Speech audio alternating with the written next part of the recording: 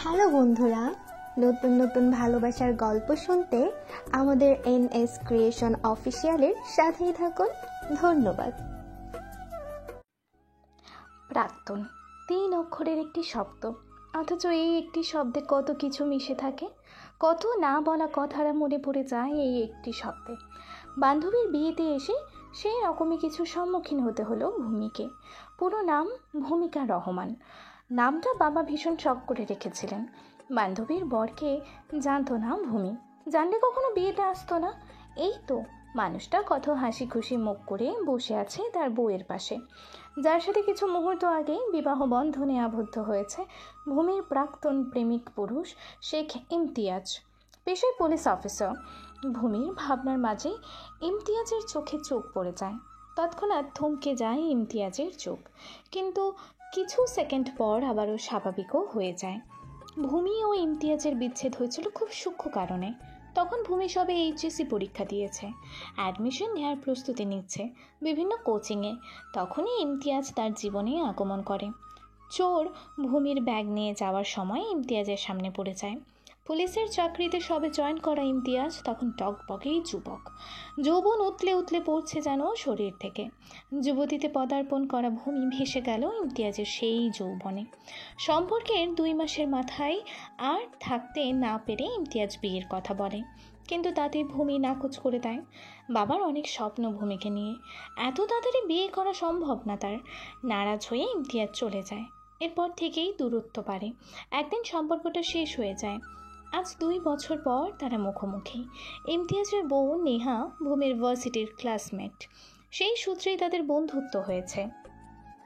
বান্ধবীর বিয়েতে এসে বিব্রতি বোধ করলেও ভূমি তা প্রকাশ করল না।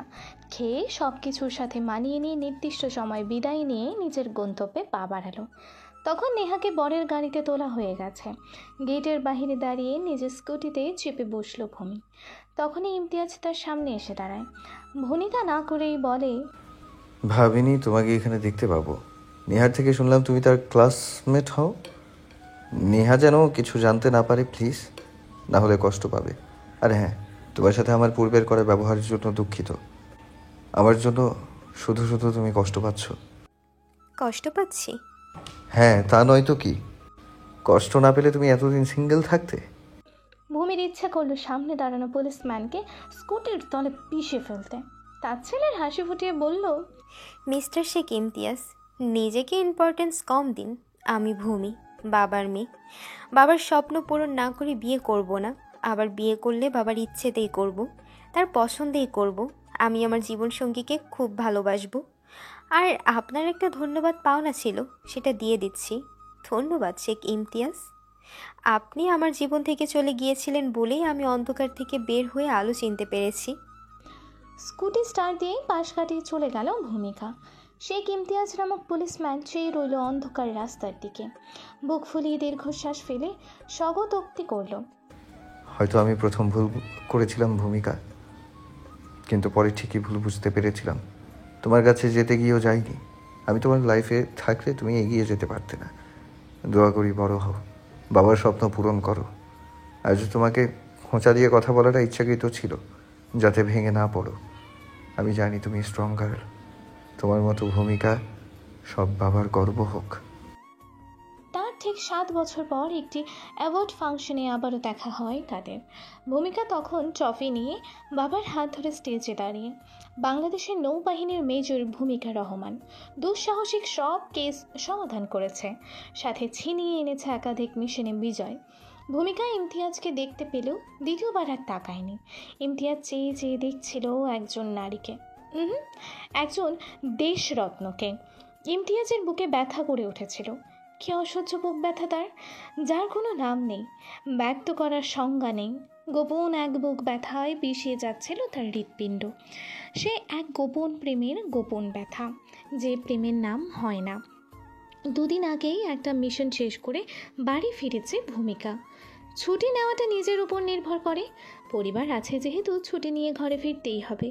প্রতিবারের মতো এবারও তার মা বিয়ের কথা গুনগুন করতে লাগলেন। এবার সাথে ছোট বোন ও বাবাও যোগ দিয়েছেন। ভূমিকার বাবা নাহিদ রহমান মেয়ের মাথায় হাত বুলিয়ে বললেন, মা গো, বয়স হয়েছে, কতদিন বাঁচবো ঠিক নেই। তুমি মাশাল্লাহ অনেক বড় পর্যায়ে চলে গেছো। আমার কোনো আফসোস নেই তোমাকে নিয়ে। তবে মা, নিজের কথাও তো ভাবতে হবে।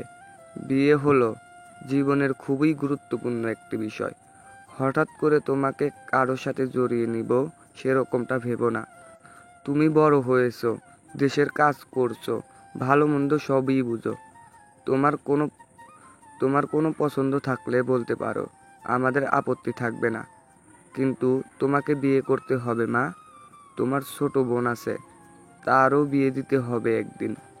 তোমার সঠিক কারো তোমাকে সঠিক কারো হাতে তুলে দিতে পারলে শান্তিতে থাকতে পারবো। বাবা, কথা বুঝতে পেরেছো তো?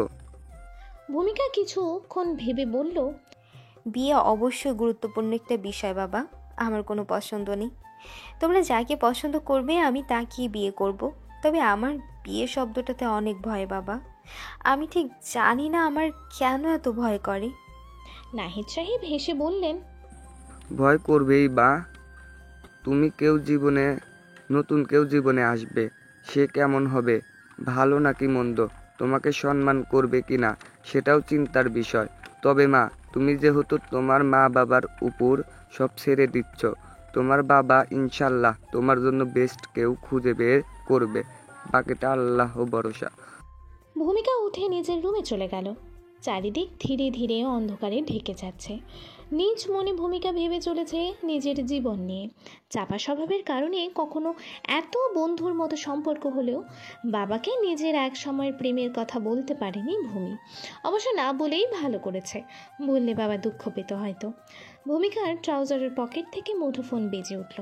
অপরিচিত নাম্বার দেখে রিসিভ করবে না ভেবেও রিসিভ করতে হলো। ওপাশ থেকে একটি গম্ভীর পুরুষালী গলা ভেসে এলো। কেমন আছো ভূমিকা?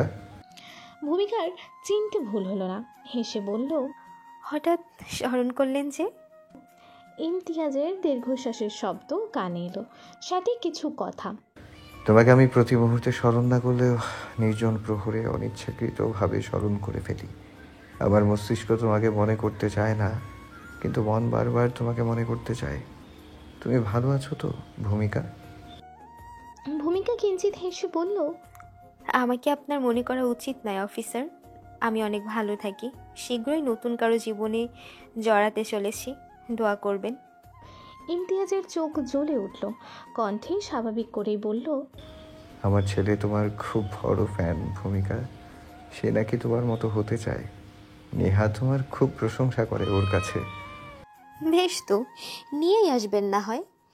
বিয়ের কার্ড পেয়ে যাবেন। আপনার ছেলের সাথে দেখা হবে আশা করি। কথা ফুরিয়ে গেল। ইমতিয়াজ মিনমিন করে বলল, আমাকে এখন মনে পড়ে? ভূমিকা হেসে ফেলল। আমি বেহায়া পুরুষ দেখেছি, তবে বেহায়া পুলিশ দেখিনি। এমন বেহায়ার স্বভাব নিয়ে কি করে দেশের কাজ করেন অফিসার? ইমতিয়াজ থমকে গেল। বুঝতে পারলো কিছু বলবে না করেও কত কিছু বলে ফেলেছে। আমতামতা করে বলল, আমি দুঃখিত ভূমিকা। ভালো থেকো, রাখছি। কান থেকে ফোন নামিয়ে রেখে কিছুক্ষণ এক দৃষ্টিতে তাকিয়ে রইল অন্ধকারে। ভূমিকার মন তাচ্ছিল্য করে বলল, আপনার এই মনের গোপন কষ্টের জন্য আপনি নিজেই দায়ী ইমতিয়াজ। নিজের হাতে সব করে নিজেই কষ্ট পাচ্ছেন। আমাদের মতো বুঝদার মানুষেরা মাঝে মধ্যে কিছু ভুল করে ফেলে ইমতিয়াজ। আপনি তেমন একটি ভুল করেছেন। সঠিক সময়ে অনুভূতির গুরুত্ব দিতে পারেননি, আর না দিয়েছেন গুরুত্ব। আমরা ব্যস্ততা মানতে মানতে মন বলেও যে কিছু থাকতে পারি সেটা ভুলে যাই। বাবা মায়ের পছন্দের পাত্রের সাথে দেখা করতে এসেছে ভূমিকা। পাত্রের নাম আবরার আহমেদ, পেশায় ডক্টর। বাবা মায়ের ওপর সব কিছু ছেড়ে দিয়ে ভূমিকা অনিচ্ছা প্রকাশ করেছিল দেখা করতে আসার, কিন্তু বাবা মানলেন না সেটা। যতই হোক দেখা করে একবার পরিচিত হওয়া ভালো। ভূমিকার কতটুকু পছন্দ হয় সেটাও বোঝা জরুরি। এত আদরের মেয়েকে নাহিদ রহমান এত সহজে বিশ্বাস করে কারো হাতে তুলে দিতে পারবেন না। মেয়ের মতামত অবশ্যই গুরুত্বপূর্ণ। ভূমিকা বিচক্ষণ বুদ্ধিমতী মেয়ে, এক দেখায় কারো সম্পর্কে কিছু একটা হলেও আন্দাজ করতে পারে। কারণ সে কারো দিকে তাকালে সবার আগে আসামির দৃষ্টিতেই তাকায়। পাশের মানুষটি চোর নাকি ডাকাত সেটাই সবার আগে বুঝতে চেষ্টা করবে সে। আইনের একজন অফিসার তো আর এমনি এমনি হয়নি। তাও নৌবাহিনীর মেজর। বড়সড় হোটেলের মতো একটি ক্যাফেতে বসে আছে আবরার। মায়ের পছন্দের পাত্রের সাথে দেখা করতে এসেছে সে। পাত্রকে ছবিতে দেখলেও আজ সামনাসামনি দেখবে প্রথম। পড়াশোনায় ডুবে থাকার কারণে আবরারের কখনো প্রেমে পড়া হয়নি, সেজন্য নিজস্ব কোনো পছন্দ অপছন্দ নেই। সবশেষে মায়ের পছন্দের মেয়েকেই বিয়ে করবে বলে ঠিক করেছে। মেয়ের নাম ভূমিকা রহমান, পেশায় নৌবাহিনীর মেজর। বয়স নিয়ে মা কিছু না বললেও আবরারের আত্মীয়রা একটু কানাকানি করেছেন, কিন্তু আবরারের মায়ের এক কথা, এত বড় অফিসার কি আর কচি বয়সে হওয়া যায়? তাছাড়া আবরারের বয়সের সাথে পারফেক্ট। পাত্রীর বয়স 29 হলে আবরারের হলো 31, পারফেক্ট জুটি।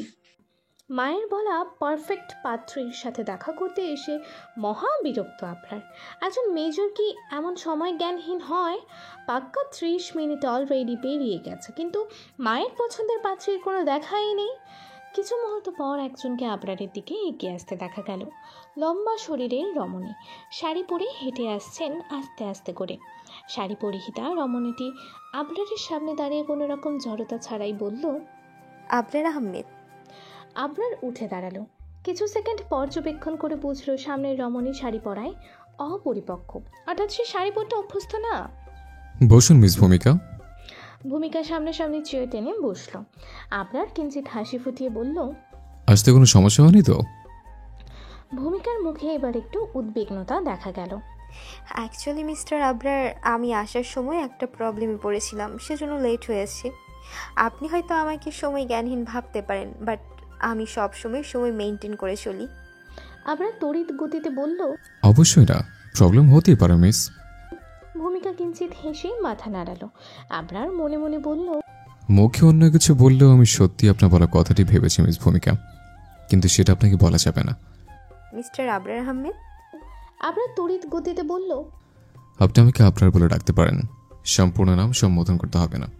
ভূমিকা আবারও হেসে বলল, আপনার নামটি সুন্দর। আবরার যেন কথা খুঁজে পেল না, বলল, এই নামটি আমার মা রেখেছেন। হুমায়ুন আহমেদের কৃষ্ণপক্ষ উপন্যাসের ডাক্তার চরিত্রটির নাম আবরার। মায়ের সেটা পছন্দ হওয়ার কারণে আমার নামও সেটাই রেখেছিলেন। কিন্তু দেখুন, আজ আমি সেই বইয়ের চরিত্রের মতোই ডাক্তার। ভূমিকা হেসে বলল, তা অবশ্যই দেখতেই পাচ্ছি। আবরার কিছু একটা ভেবে বলল, আপনাকে অরুর মতোই লাগছে আমার কাছে। ভূমিকা ভ্রুকুচকে বলল, অরু? আবরার হেসে বলল, কৃষ্ণপক্ষ উপন্যাসে অরু ভালোবেসে বিয়ে করে মহিব নামক ছেলেটিকে, কিন্তু সেটা কাউকে জানানোর আগেই মহিব মারা যায়। পরে বাবার পছন্দ করা ছেলে ডাক্তার, মানে আমার নামে নাম, তার সাথে বিয়ে হয়। তো মিস, আপনারও অরুর মতো কোনো প্রেমিক ছিল নাকি, বা এখন আছে? থাকলে বলতে পারেন, আমি আপনার এক কথায় বিয়ের কথা এগিয়ে নেওয়ার আগেই বিয়ে ভেঙে দেব। ভূমিকা আশ্চর্য হয়ে বলল, কেউ নেই, সত্যি? ভূমিকা মনে মনে বিরক্ত হলো, কিন্তু তা প্রকাশ না করে বলল, বাবা বলেছিলেন আপনি খুব হাসি খুশি ছেলে। এখন দেখি বাবা ঠিকই বলেছেন, আপনি সহজে সবার সাথে মিশে যেতে পারেন, মন্দ না। আবরার ভ্রু নাচিয়ে বলল, তাহলে বিয়ে পাক্কা? ভূমিকা হেসে বলল, আপনাকে আমার পছন্দ হয়েছে। একজন হাসি খুশি মানুষ যদি একান্ত মানুষ হয়, তাহলে আমার জীবনও হাসি খুশিতে ভরিয়ে তুলবেন আশা করি। আবরার চমৎকার হেসে বলল, পারবো কিনা জানি না, তবে আমাকে পারতেই হবে মিস ভূমিকা। কারণ যদি আপনি হন আমি সেটা করে দেখিয়ে দেব। আপনি চমৎকার রসিকতা করেন মিস্টার। যাই হোক, আজ তাহলে উঠি। আপনার রোগী নিশ্চয়ই আপনার জন্য অপেক্ষা করছে। আবরার মাথা নাড়িয়ে আরও কিছু কথা বলে বিদায় নিল। ভূমিকা ক্যাফের বাহিরে দাঁড়িয়ে আকাশ দেখল। বিকেল হয়ে আসছে, সূর্য নিভে যাচ্ছে অল্প অল্প করে। ভূমিকা নিজ মনে হেসে বলল, কৃষ্ণপক্ষের অরুর মতো আমার প্রেমিক থাকলেও তাকে আমি বিয়ে করিনি আবরার। সব প্রেমিক কৃষ্ণপক্ষের মহিব হয় না, কিছু প্রেমিক শেখ ইমতিয়াজের মতোও হয়।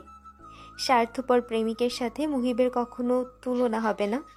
মুহিব তো অনন্য প্রেমিক, আর ইমতিয়াজ হলো স্বার্থপর প্রেমিক। প্রেমিক প্রেমিকে কত তফাৎ। আপনি আর কৃষ্ণপক্ষের আবরারেরও পার্থক্য আছে, কিন্তু সেটা এখন বলতে পারবো না। তবে মানুষ হিসেবে আমরা সব মানুষই নিজ স্বভাব থেকে আলাদা, কেউ কারো মতো না, হতে পারবেও না। পরদিনই দুই পরিবারের সবার আলোচনা ও পাত্রের মতামত নিয়ে বিয়ের তারিখ ঠিক করা হলো। ভূমিকা বিয়ের কার্ড নিয়ে তারা 1 সপ্তাহ পর হাজির হলো ইমতিয়াজের বাড়িতে। নেহা এক কালের ক্লাসমেটকে দেখে আবেগপ্রবণ হলো। ইমতিয়াজ বাসায় ছিল না, তাই ভূমিকা নেহার হাতে কার্ড দিয়ে বলল, স্বামী সন্তান নিয়ে আসবি আমার বিয়েতে। বান্ধবী বা বন্ধু বলতে কেউ নেই, তুই আসলে আমার ভালো লাগবে। নেহা কথা দিল সে যাবে। ভূমিকা নেহার ছেলে ইভানকে কোলে নিয়ে আদর করলো। ইভান গালে চুমু খেয়ে বলল, তুমি সাহসী আন্টি। ভূমিকা হেসে বলল, ইভান কি আমাকে পছন্দ করে? ইভান খিলখিলিয়ে হেসে বলল, খুব। আমি বড় হয়ে তোমার মতো হব সাহসী আন্টি। বাবা তোমার অনেক অনেক গল্প করে। আরও কিছু সময় কাটিয়ে বিদায় নিল ভূমিকা। রাতে ইমতিয়াজ বাসায় ফিরে ভূমিকা এসেছিল জানতে পেরে কারণ জিজ্ঞেস করতেই নেহা কার্ড এগিয়ে দিল। কার্ড উল্টে পাল্টে দেখল ইমতিয়াজ। বরের জায়গায় লেখা আবরার আহমেদ। ছবিতে দেখতে সুদর্শনই লাগছে বটে। ইমতিয়াজের কোথাও চিনচিন করে উঠল। নেহা চিন্তিত হয়ে শুধালো, কি হয়েছে, মুখটা অমন করে ফেললে কেন? ইমতিয়াজ জবাব না দিয়ে উঠে চলে গেল। তার ভালো লাগছে না। সে জানে আজ তার আর কিছু ভালো লাগবে না। চারিপাশ কোমট মনে হবে। সেটার প্রভাব স্ত্রী সন্তানের উপর যেতে না যায়, সেটার জন্যই সে উঠে চলে এসেছে। সে চায় না কেউ জানুক কিছু। জানাটা ভালো হবে না। থাক না কিছু দুঃখ একান্ত। প্রত্যেক মানুষেরই ব্যক্তিগত কিছু দুঃখ থাকে। ইমতিয়াজেরও রয়েছে একান্তই ব্যক্তিগত কিছু গোপন ব্যথা, যা কাউকে দেখানো যায় না, বলা যাবে না কখনো। সারা জীবন বক্ষে গোপন করে রাখতে হয় এসব ব্যক্তিগত দুঃখ। সুখ পাখি, সুখের নেশায় তোমাকে ছেড়ে দিয়ে ভেবেছিলাম আমি বুঝি সর্বসুখ অর্জন করে ফেলেছি। কিন্তু দিন শেষে উপলব্ধি করলাম তুমি ছাড়া আমার কোনো সুখ নেই কোনো সুখানুভূতি। তোমাকে অসুখের জর্জরিত করার কারণে আমার সারা জীবনের জন্য এক অসুখ বেঁধে গেল। তুমি নামক এই সুখানুভূতি আমার আজন্ম সুখের কারণ হলো। এই অসুখ কি কভু শেষ হবে না? পুলিশম্যানকে একটু ক্ষমা করবে না? একটু উদ্ধার করো না সুখ পাখি, ক্ষমা করো। ইমতিয়াজের মনের গভীরে লুকানো কথা কেউ শুনল না। মনের আহাজারি মনেই গোপন থেকে যাবে, কেউ জানবে না, কেউ না। প্রকৃতিতে কালো কালো ভাব, কিন্তু কালো মেঘেরা ঝরে পড়ছে না। রোদ বা বৃষ্টি কিচ্ছু নেই, শুধু হাওয়া বইছে চারিদিকে। এমনই একটি দিনে বিয়ে হচ্ছে ভূমিকার। স্টেজে বসে বরের জন্য অপেক্ষা করছে ভূমিকা। তার অপেক্ষাকে শেষ করে দিয়ে হাজির হলো আবরার বরবেশে। যখন বিয়ে পড়ানো শুরু হলো তখন ভূমিকা চোখ তুলে সবার দিকে তাকালো। এই কিছু দূরেই ইমতিয়াজকে দেখতে পাচ্ছে সে। ছেলে আর বউকে নিয়ে দাঁড়িয়ে আছে ইমতিয়াজ। ভূমিকা দীর্ঘশ্বাস গোপন করে বাবার দিকে চাইল। নাহিদ রহমান মেয়ের মাথায় হাত বুলিয়ে দিয়ে অভয় দিলেন। ভূমিকা কিছু মিনিটের মধ্যেই বিবাহিতা নারীতে রূপ নিল। একজন কয়েকদিনের পরিচিত মানুষের সাথে সারা জীবনের জন্য একটি বন্ধনে আবদ্ধ হলো। বিয়ে পড়ানো শেষ করার পর আয়না রাখা হলো বর বউয়ের সামনে। ভূমিকার বোন ভাবনা রসিকতা করে বলল, আয়নার মধ্যে কি দেখা যায় দুলা ভাই? আবরার কিছু সেকেন্ড আয়নার দিকে তাকিয়ে ভূমিকার প্রতিবিম্ব লক্ষ্য করল। সবার অলক্ষ্যে ভূমিকার হাত মুঠোয় নিয়ে বলল, আরশিতে আমি আমার সারা জীবনের সঙ্গিনীকে দেখতে পাচ্ছি, যে আমার একান্তই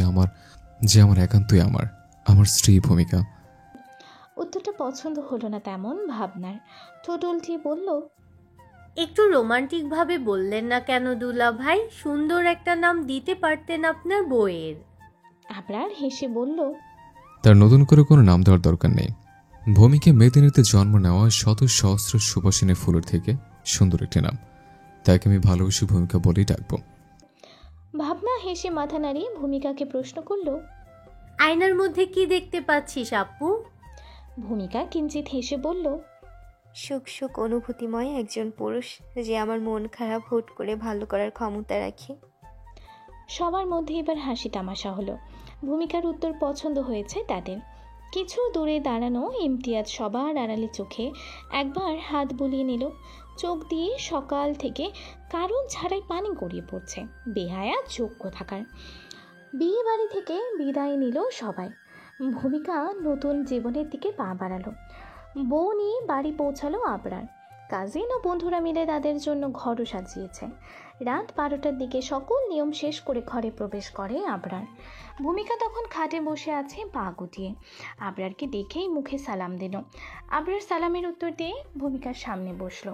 মুখের ওপর থেকে কাপড় সরিয়ে বউয়ের মুখের দিকে দেখে বলল, মাশাআল্লাহ, তোমাকে বউ রূপে অসম্ভব সুন্দর লাগছে ভূমিকা। ভূমিকা হাসলো। আবরার হাত ধরে বলল, চলো নামাজ পড়ে নেবে, তার আগে ফ্রেশ হতে হবে। নামাজ পড়া শেষ করে আবরার ভূমিকাকে উপহার দিল।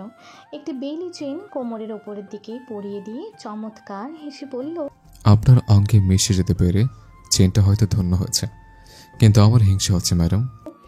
ভূমিকা অবাক হয়ে বলল, সামান্য চেনকেও হিংসা? আবরার হেসে ফেলল, শুধালো, আপনার অঙ্গে আমি বিহীন অন্য কোনো বস্তু বা পোশাকের একটি সুতেও আমি হিংসা করি। ভূমিকা লজ্জা পেল। আবরার হেসে বলল, এইবার আপনাকে নতুন বউ মনে হচ্ছে। এতক্ষণ লাগছিল না?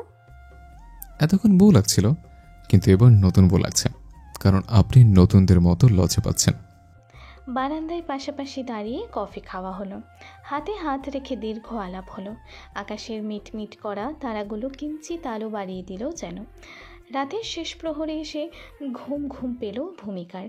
আবরার তড়িৎ গতিতে হাত চেপে ধরে বলল, নামাজ পড়ে একবারে শুয়ে পড়ব, আছেন দিয়ে দিবে একটু পর। ভূমিকা মেনে নিল। নামাজ পড়েই বিছানায় শরীর এলিয়ে দিল দুজন। গভীর ঘুমে তলিয়ে গিয়ে দুজন দুজনের সাথে মিশে গেল। কেউ কিছু টেরই পেল না। সাতকহন একটি অসম্ভব সুন্দর উপন্যাস। প্রতিটি মেয়েরই এটা পড়া উচিত। ভূমিকা দ্বিতীয়বারের মতো বইটি পড়া শুরু করেছে। কতটুকু পড়তে পারবে জানে না সে, কিন্তু সময় কাটাতে পড়াই যায়। সন্ধ্যা হয়ে আসছে। আগামীকাল তাদের বউ ভাত। আবরার জরুরি প্রয়োজনে হসপিটালে গেছে। ভূমিকার ছুটি মাত্র আরও কয়েকদিন, তারপরেই ব্যস্ত কর্মজীবন শুরু। আগে শুধু পরিবার ছিল, এখন আরও মানুষ যুক্ত হয়েছে সেই পরিবারে। স্বামী হলো, শ্বশুর শাশুড়ি হলো। আবরার স্বামী হিসেবে চমৎকার। মানুষটা সব সময় সব দিকেই খেয়াল রাখে। ভূমিকার মনে হয় আবরার একজন পারফেক্ট ম্যান, যার কোনো দিকে খেয়াল রাখতে কখনো ভুল হয় না। ভূমিকা বাচ্চা নয়, আবরারকেই নিজ থেকে স্বামীর অধিকার দিতে চেয়েছে, কিন্তু আবরার সেটা মেনে নেয়নি। দিন যাক, আস্তে আস্তে সব হবে। এতদিনে ধৈর্য ধরেছিল, আরও কয়েকটা দিন পারবে না?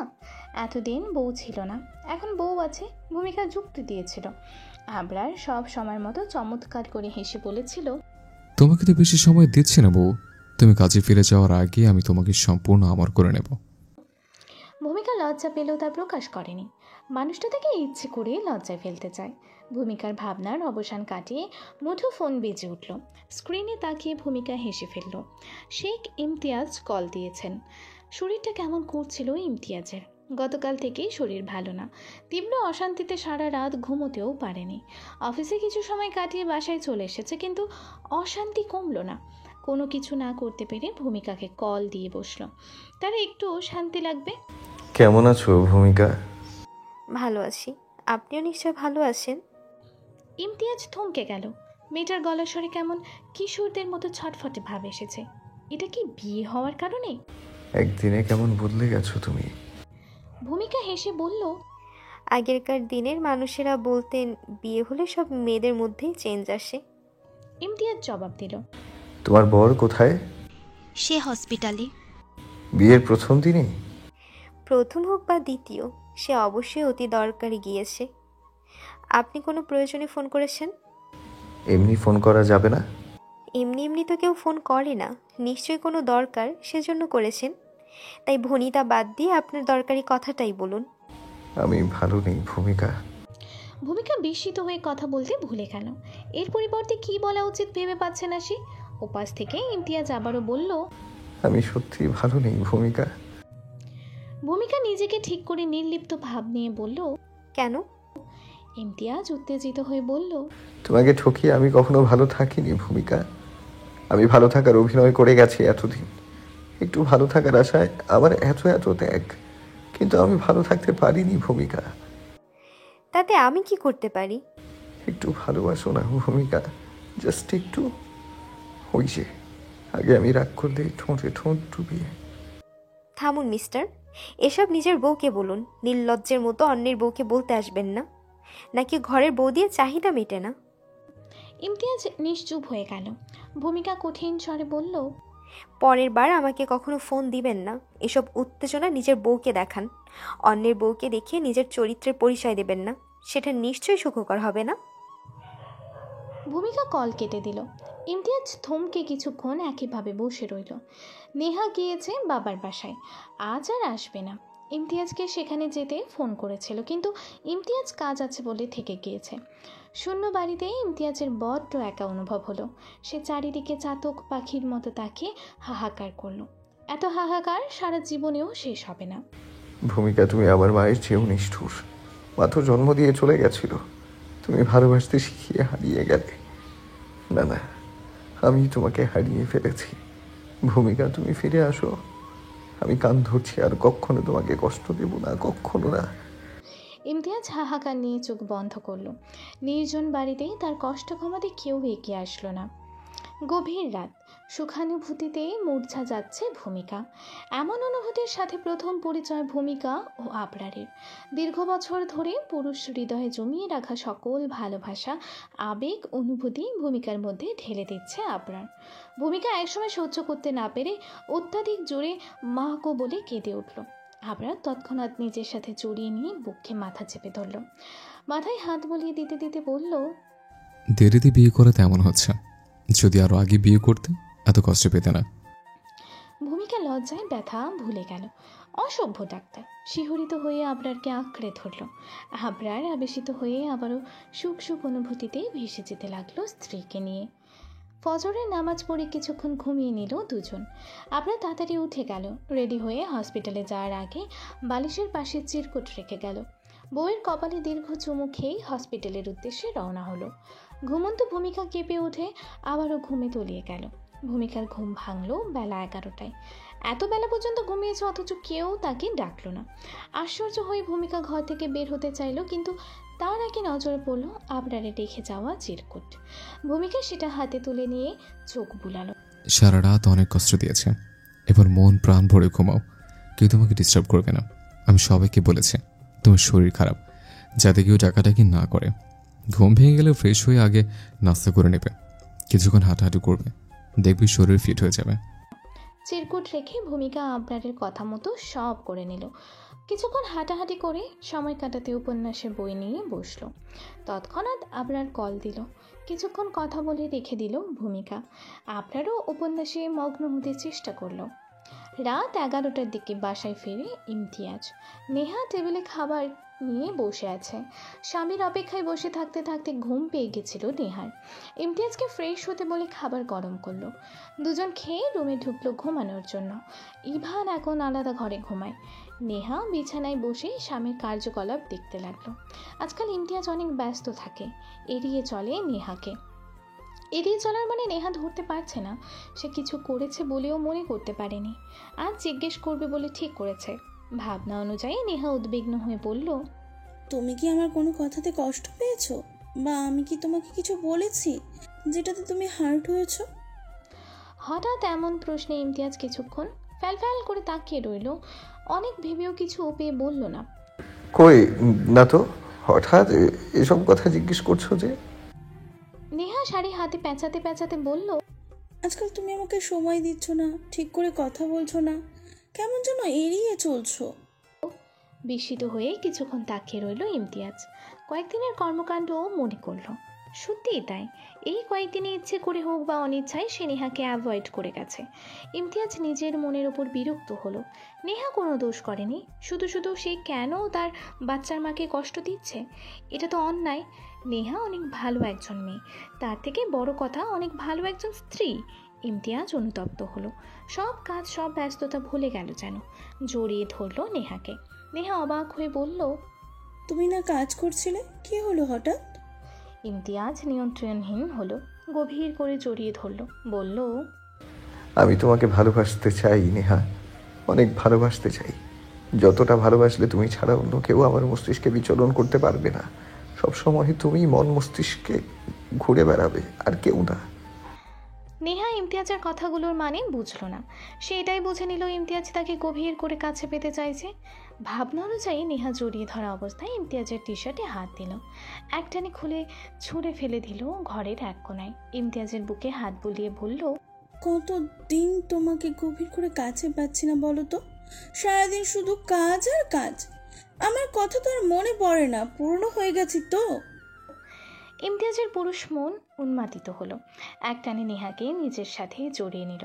দুজনের শরীরে অনাবৃত করতে ফিসফিস করে বলল, সত্যি তো, কতদিন তোমাকে গভীর করে কাছে পাচ্ছি না। নেহা শুনছো? নেহা মন্ত্রমুগ্ধের মতো বলল, হুম। তুমি আমার মন মস্তিষ্ক জুড়ে থেকে যেও প্লিজ। তুমি না অন্য কেউ মনে বিচরণ করলে আমি সব ভুলে যাই। আমি তোমাকে ভুলতে চাই না নেহা। শত ব্যস্ততার মাঝেও তোমাকে একবার মনে করতে চাই। নেহা শুনছো? কামুকতা জেগে উঠেছে নেহার সর্বাঙ্গে। এক বছর মা বানিয়ে ফেলা স্ত্রীর অনাবৃত শরীরের দিকে তাকিয়ে ইমতিয়াজ থমকে গেল। পাগল পাগল অনুভূতিতে ভেসে যেতে চাইল। নেহাকে জড়িয়ে ধরা অবস্থাতেই বক্ষে হাত বুলিয়ে দিতে দিতেই বিছানায় নিয়ে গেল। মধ্যরাত তখন, গভীর ঘুমে আচ্ছন্ন নেহা। ইমতিয়াজ একের পর এক সিগারেট টেনে চলেছে। মাঝে মধ্যে খামচে ধরছে নিচের চুল। উন্মাদের মতো বিড়বিড় করে বলল, তুমি আমায় এক মুহূর্তও শান্তি দিচ্ছ না ভূমিকা। আমি তোমাকে মনে করতে চাই না, কিন্তু তুমি সব সময় আমার মন মস্তিষ্ক জুড়ে বিচরণ করছো।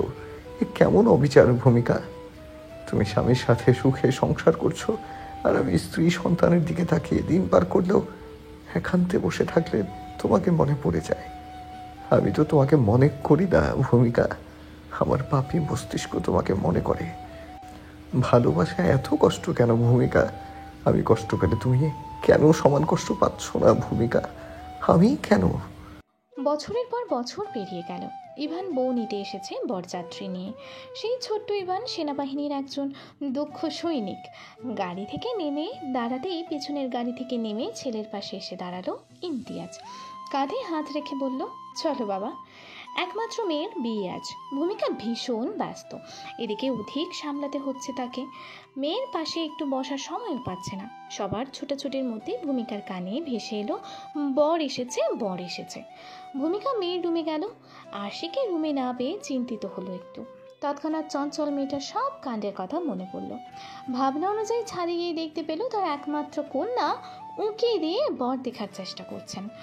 ভূমিকা হেসে ফেলল। নিজেও মেয়ের মতো উঁকি দিয়ে বর দেখার চেষ্টা করলো।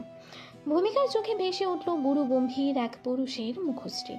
সে পুরুষটিও মনে হয় কাউকে দেখার আশায় এদিক ওদিক দেখাচ্ছিল। কাঙ্ক্ষিত ব্যক্তিটিকে দেখেই মুখে হাসি ফুটল যেন পুরুষটির। ভূমিকা তৎক্ষণাৎ সরে এলো। আরশিকে টেনে নিয়ে এলো রুমে। কয়েক মিনিট পর সব কাজিনরা এসে আরশিকে নিয়ে গেল স্টেজে। ভূমিকা আবরারকে মেয়ের পাশে থাকতে বলল। আবরার অবাক হয়ে বলল, কোথায় যাচ্ছ? ভূমিকা শরীর খারাপ লাগছে বলে ছাদের উদ্দেশ্যে রওনা হলো। উকি দিয়ে সে কাঙ্ক্ষিত পুরুষটিকে দেখে নিল কয়েকবার। ভূমিকার হঠাৎ কান্না পেল। গুনগুন করে কেঁদে নিল কিছু সময়। এত কান্না সে ইমতিয়াজের সঙ্গে বিচ্ছেদের পরও কাঁদেনি। ইমতিয়াজ ছাদের দিকে চোখ পড়তে মন মস্তিষ্কে বসবাস করা বহু পুরনো প্রিয়সীর ছলো ছলো চোখ দেখতে পেল। ভূমিকা সরে গেল, নিজেকে হারালে নিয়ে গেল। আর সে কবুল বলে বিয়ে নামক বন্ধনে আবদ্ধ হলো। মামা করেও ডেকেও ভূমিকাকে স্টেজের পাশে আনতে পারল না। আবরার স্ত্রীকে আনতে সিঁড়ির দিকে চলে গেল। সবকিছু নীরবে দেখে নিয়ে ইমতিয়াজ হাসল। এই হাসি এক নারীকে সারা জীবনের জন্য না পাওয়ার হাসি। এই হাসি এক নারীকে পেয়েও হারিয়ে ফেলার হাসি। বহু বছর পর ইমতিয়াজের আবারও বুকে ব্যথা করতে লাগলো। শেষবার ভূমিকার বিয়েতে এমন ব্যথা হয়েছিল। আমার ভূমিকা, তুমি আমার নও, অথচ আমার মস্তিষ্ক তোমাকে আজন্ম আমার করে রাখতে চাই। তোমাকে আমার করে রাখতে গিয়ে আমি আজন্মকালের জন্য অসুখী হয়েছি। সুখ সুখ অনুভূতির ভিড়ে তোমায় খুঁজে পাগলের মতো ছটফট করেছি। তুমি আসুনি ভূমিকা, আমায় একটু ভালোবাসুনি। তুমি আমার নও, এই চিরন্তন সত্য আমি মেনে নিলেও আমার মন মেনে নিতে পারেনি। আমি আজন্মকাল তোমাকে খুব গোপনে আমার করে রেখে দিয়েছি। শরীরের দূরত্ব কি মনের দূরত্ব হয়?